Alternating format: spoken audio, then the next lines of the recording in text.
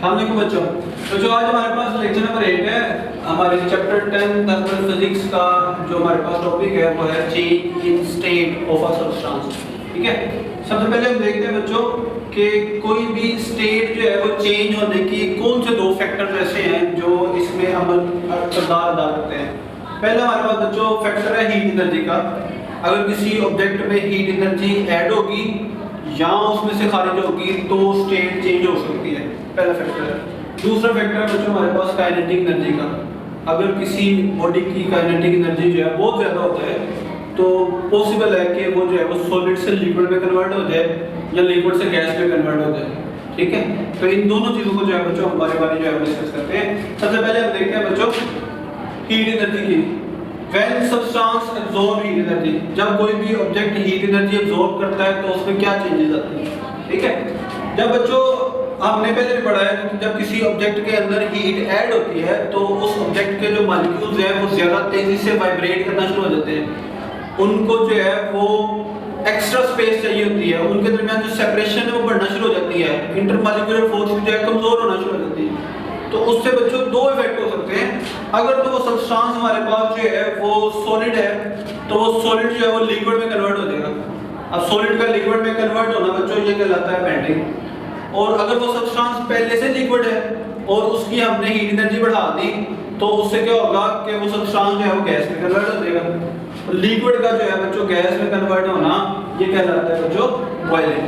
तो पहला जो फैक्टर है कि जब हीट एब्जॉर्ब करेगा कोई भी ऑब्जेक्ट तो उसके अंदर जो है बच्चों ये दो फिनोमेना हो सकते हैं।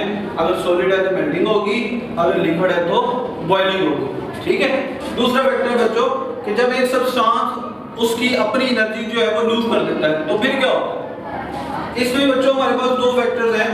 अगर हमारे पास जो है वो कोई गैस है और गैस के हमें पता है बच्चों काइनेटिक एनर्जी बहुत ज्यादा होती है बनिस्बत लिक्विड एंड सॉलिड के। तो अगर गैस अपनी एनर्जी को लूज कर देगा तो वो क्या होगा, उसके मॉलिक्यूल एक दूसरे के करीब आना शुरू हो जाएंगे। जब वो करीब आना शुरू हो जाएंगे तो एक दूसरे के साथ मिलना शुरू हो जाएंगे तो गैस जो है वो लिक्विड में कन्वर्ट हो जाएगी। अब गैस का बच्चों लिक्विड में कन्वर्ट हो जाने का अमल जो है उसको हम कहते हैं कंडेंसेशन। ठीक है, और एक और फैक्टर क्या हो सकता है कि अगर आपके पास पहले से लिक्विड है, अब आप उस लिक्विड की काइनेटिक एनर्जी जो है उसमें से एनर्जी को निकालना शुरू करेंगे तो लिक्विड के मॉलिक्यूल जो है वो सॉलिड की तरह जो है मजीद करीब इकट्ठे हो जाएंगे। अब लिक्विड जो है अगर सॉलिड की तरह इकट्ठी हो जाएगी तो हम इस अमल को बच्चों कहेंगे सॉलिडिफिकेशन। ठीक है, तो इस तरीके से जो है वो चेंज इन स्टेट के अंदर जो है एनर्जी अब्सॉर्ब होने से दो इफेक्ट्स होते हैं, मेल्टिंग एंड बॉइलिंग। और बच्चों एनर्जी लूज होने से जो है वो दो इफेक्ट होते हैं, कंडेंसेशन एंड सॉलिडिफिकेशन।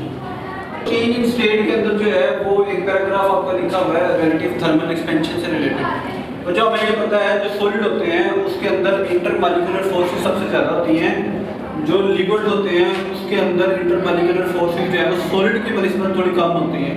इसमें जो बच्चों रिलेटिव थर्मल एक्सपेंशन जो है वो सबसे ज़्यादा होगी। क्यों होगी? क्योंकि इनके दरमियान जो है वो इंटरमॉलिक्यूलर फोर्सेस सबसे कमज़ोर होती हैं। तो जब हम इनको हीट देते हैं तो मॉलिक्यूल जो दूर होते हैं और उनके दरमियान फोर्सेस भी ना होने के बराबर होती हैं तो उनकी एक्सपेंशन जो है वो ज़्यादा हो जाती है।